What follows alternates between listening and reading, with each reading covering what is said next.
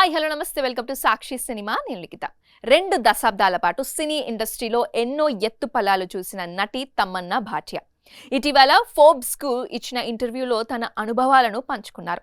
బాలీవుడ్ లో నటీనటులు తమకు నచ్చిన పాత్రల్ని ఎంచుకునే స్వేచ్ఛ ఎక్కువగా ఉంటుందని అన్నారు. పాటలు, డాన్స్లు, గ్లామర్ కు మాత్రమే పరిమితం కాకుండా నటనకు ప్రాధాన్యం ఉన్న రోల్స్ కూడా ఎంచుకునే అవకాశం అక్కడ ఎక్కువగా ఉంటుందని చెప్పారు.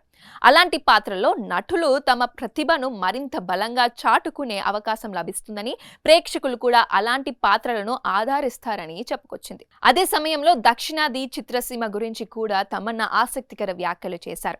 తాను మొదటిసారి సౌత్ ఇండస్ట్రీలో అడుగుపెట్టినప్పుడు అక్కడి వాతావరణం పూర్తిగా భిన్నంగా అనిపించిందని చెప్పారు. కొందరు దీనిని పురుషాధిక్యతగా భావించవచ్చని చెప్పినా తన దృష్టిలో అది కమర్షియల్ సినిమా వ్యవస్థకు సంబంధించిన అంశమని వివరించారు.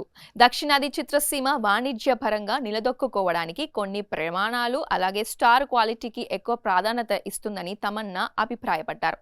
అంటే అక్కడ కేవలం నటన మాత్రమే కాకుండా ప్రేక్షకుల్ని ఆకర్షించే కమర్షియల్ అంశాలు కూడా కీలకమని కామెంట్ చేశారు. ఇలా అంటూనే ఈ వ్యాఖ్యల్ని ఏ పరిశ్రమపై విమర్శగా చూడకూడదని అన్నారు. ఇది పూర్తిగా తన వ్యక్తిగత అనుభవం అని, ప్రతి నటుడు లేదా నటి అనుభవం వేరుగా ఉండవచ్చని చెప్పారు.